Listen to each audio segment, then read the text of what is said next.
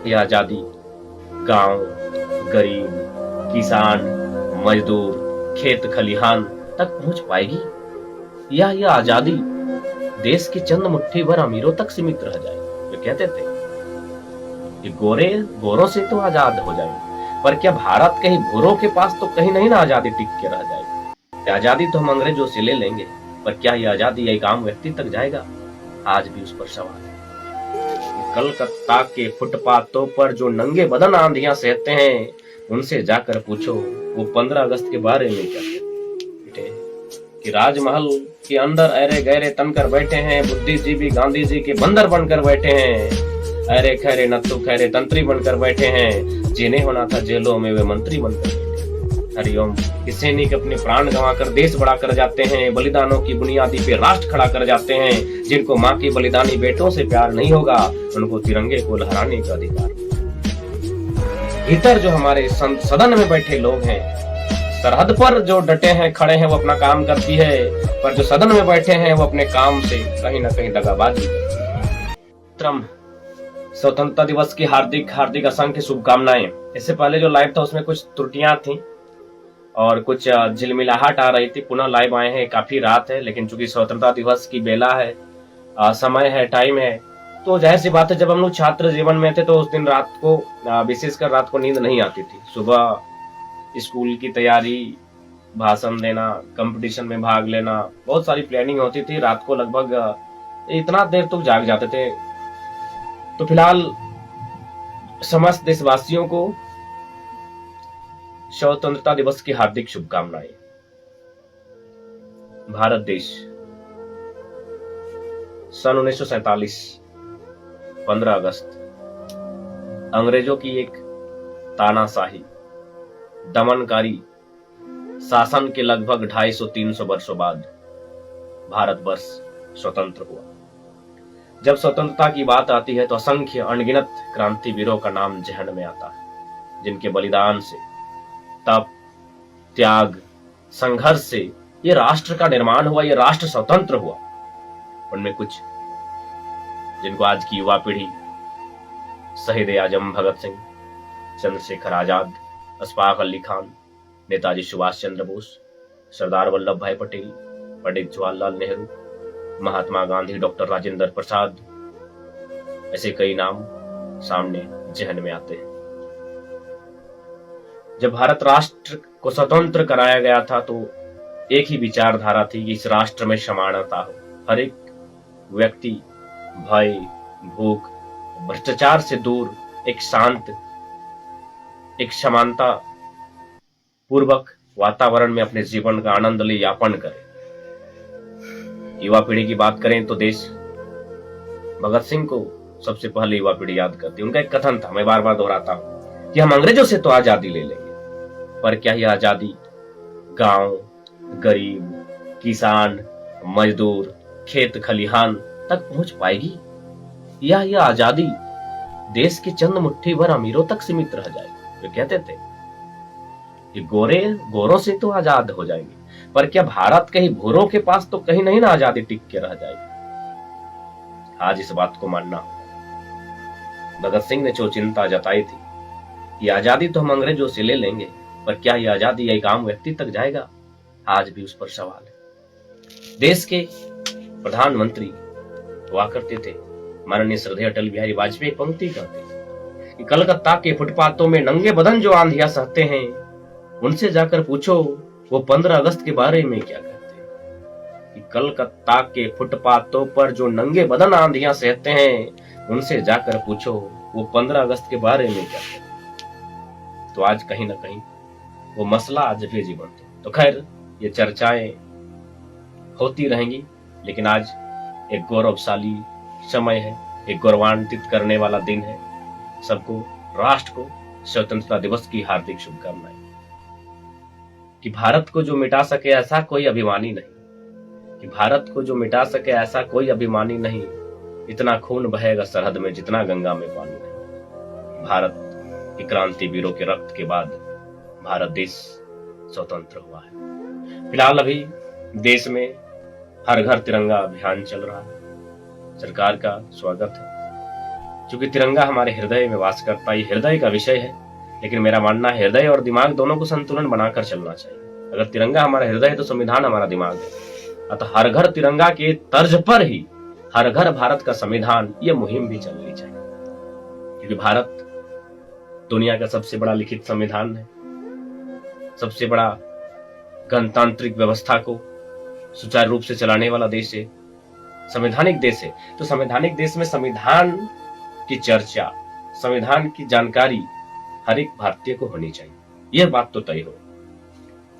लेकिन मुझे आयु हमारी उतरी नहीं, लेकिन फिर भी अनुमान कहेंगे, अगर आज भी सर्वे होता है, आज एक कोई टीम बनती है और गांव गांव जाकर सर्वे करती है, 1 अरब 40 करोड़ की जो हमारी अनुमानित जनसंख्या है, 140 करोड़ की जो अनुमानित जनसंख्या अगर वहां तक सर्वे करती है, तो मुझे लगता है 70% लोगों को संविधान में रुचि नहीं, न संविधान की विशेष जानकारी है, न संविधान के उपबंधों को जानती है, न संविधान के कानूनों को जानती है, न संविधान में उनके लिए जो अधिकार है उसके बारे में वो जानती है।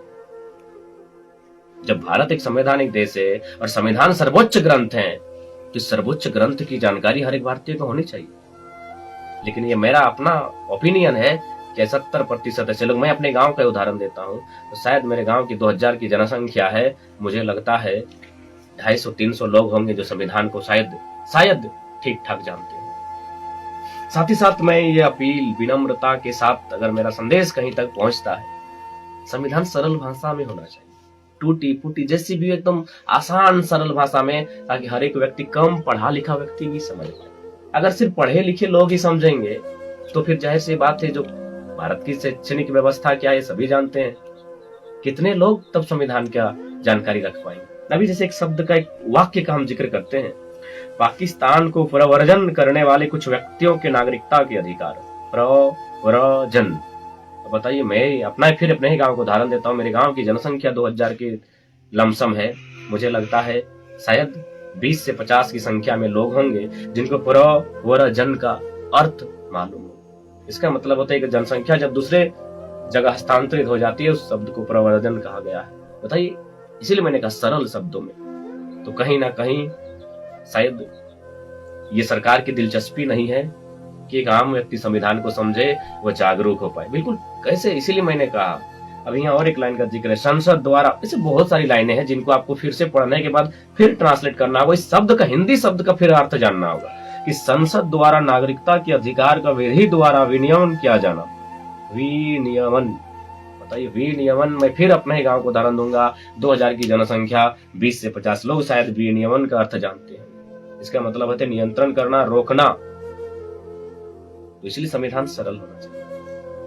साथ ही साथ भारत की जो 22 भाषाएं जो अनुसूची 8 में सम्मिलित हैं, उन भाषाओं में जो नहीं गोल लेकर होता है, हॉलमार्क जो भी बोलते हैं, जो हम लोग डिक्शनरी वगैरह पढ़ते हैं, जिसमें ओरिजिनल का एक लोगो होता है, उस लोगो के साथ 22 भाषाओं में छपे। अंग्रेजी के अलावे 22 जो हमारी अनुसूची 8 में शामिल भाषाएं हैं, हिंदी, संस्कृत, तेलुगु, तमिल, कन्नड़, मलयालम, बांग्ला, गुजराती, मराठी, इत्यादि जो भी हमारी 22 भाषाएं हैं, लैंग्वेज हैं, संथाली, उनमें। उसके बाद फिर जब स्टेट पर आप चले आते हैं, तो उस स्टेट की भाषाएं, जैसे हमारे झारखंड फिर 9-10 भाषाएं हैं, कुड़माली, खोरठा, पचपरगनिया, संथाली, मुंडारी हो, कुड़ुक, फिर उन भाषाओं में ट्रांसलेट हो, ताकि एक आम व्यक्ति भी समझे। क्योंकि भारत विविधताओं का देश है, विभिन्न भाषाओं का देश है, विभिन्न बोलियों का देश है, तो सभी के पहुंच तक भारत का संविधान होना चाहिए। इसलिए सरल, पहले 22, फिर राज्य के अनुसार जो भाषाएं हैं उनमें भारत का संविधान, प्लस वो जो हॉलमार्क, जो शुद्धता की बात करता है, उसके साथ छपना चाहिए,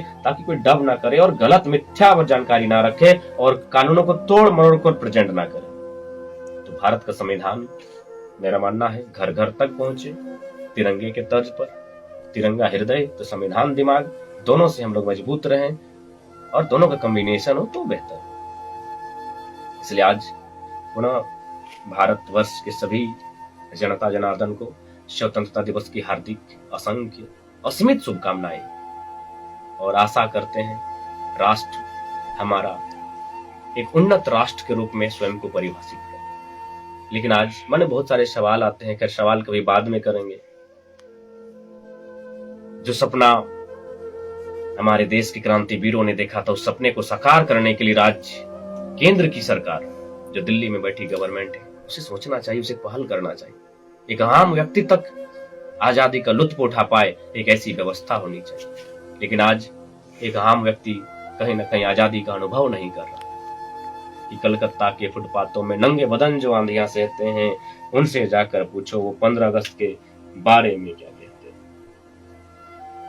इसलिए आज पुनः भारत को एक ऐसी विचारधारा को स्थापित करनी चाहिए जिससे पूरे राष्ट्र का कल्याण हो, ना कि चंद मुट्ठी भर अमीरों का, जिसका डर भगत सिंह को था और उनकी डर बाजी है। हजारों की संख्या में प्रति वर्ष किसानों की आत्महत्या, छात्रों का सुसाइड करना, युवाओं का सुसाइड करना भगत सिंह की उस चिंता को आज भी उजागर करता है। तो ये हम लोग चिंतन कर सकते हैं, मंथन कर सकते हैं, लेकिन नीति नियम तो वे लोग बनाएंगे जो सदन में बैठे हैं। सदन में बैठने वाले लोगों को इस पर चर्चा करनी चाहिए कि राष्ट्र को लेकर कहां जाए। आज ये किसी से छुपा नहीं है कि भारत राष्ट्र भय भूख भ्रष्टाचार आज भी आवश्यकता है भगत सिंह, आज भी आवश्यकता है देश को पटेलों कि राजमहल के अंदर ऐरे गहरे तन कर बैठे हैं, कि राजमहल के अंदर ऐरे गहरे तन कर बैठे हैं, बुद्धिजीवी गांधी जी के बंदर बनकर बैठे हैं, अरे खैरे नत्थु खैरे तंत्री बनकर बैठे हैं, जिन्हें होना था जेलों में वे मंत्री बनकर बैठे हैं। हरिओम पवार की ये मार्मिक लाइन भारत की राजनीति, चूंकि लोकतंत्र कहीं ना कहीं राजनीति से संचालित होती है, एक मार्मिक दृश्य को दर्शाता है। आज ये स्थिति है हमारे भारत में, जिस भारत को लोग असंख्य बलिदान के बाद भारत का निर्माण किए हैं, उस भारत को चंद मुट्ठी भर लोगों का भारत ही आज के राजनेता बना रहे हैं। कि सैनिक अपने प्राण गंवाकर देश बड़ा कर जाते हैं, बलिदानों की बुनियादी पे राष्ट्र खड़ा कर जाते हैं। जिनको मां के बलिदानी बेटों से प्यार नहीं होगा, उनको तिरंगे को लहराने का अधिकार नहीं। असंख्य बलिदान आज भी दिया जा रहा है इस राष्ट्र को जिंदा रखने के लिए, इस राष्ट्र को सही सलामत रखने के लिए। और आज जो लोकतंत्र में सर्वोच्च राजनीति आता है, आज वे कहीं ना कहीं मुट्ठी भर लोगों के हाथों में इस देश को सौंपना चाहते हैं। इसलिए आज इस राष्ट्र को, राष्ट्र के हर एक युवा को अपने कर्तव्य का निर्वहन करते हुए राष्ट्र की उन्नति कैसे हो, इस पर चर्चा करनी चाहिए। किस प्रकार आज भी लोग, सेना जो सरहदों पर है वो काम करती है, लेकिन भीतर जो हमारे सदन में बैठे लोग हैं, सरहद पर जो डटे हैं, खड़े हैं, वो अपना काम करती है, पर जो सदन में बैठे हैं वो अपने काम से कहीं ना कहीं दगाबाजी करती है। इसलिए आज पुनः देशवासियों को स्वतंत्रता दिवस की हार्दिक असंख्य शुभकामनाएं। हमारा राष्ट्र विश्व के मानचित्र पर एक सबसे बेहतर विकसित राष्ट्र के रूप में आने वाले दिनों में जाना जाए, इसकी हम लोग प्रार्थना करते हैं। फिलहाल हर घर तिरंगा, हर घर भारत का संविधान, यह मुहिम भी चलना चाहिए और सरल शब्दों में भारत का संविधान लिखा होना चाहिए। सभी भाषाओं में मान्यता प्राप्त बोले जाने वाले भाषाओं में होना चाहिए, सरल टूटी फूटी भाषाओं में होना चाहिए, ताकि एक आम व्यक्ति समझे। अगर आम व्यक्ति नहीं समझेगा, मैं अपने ही गांव का बार बार उदाहरण दूंगा, 2000 की जनसंख्या, लेकिन कई शब्द ऐसे हैं, आज बहुत कम लोग हैं जो संविधान पर रुचि रखते हैं। फिर ऐसे में कैसे भारत का संवैधानिक देश, भारत एक लोकतांत्रिक देश सिर्फ कहने से नहीं होगा। ये धरातल पर तभी होगा जब आम व्यक्ति की उसमें रुचि होगी। रुचि तभी होगा जब उसको उस ढंग से हम लोग प्रेजेंट करेंगे। फिलहाल जय हिंद, वंदे मातरम, इनकलाब।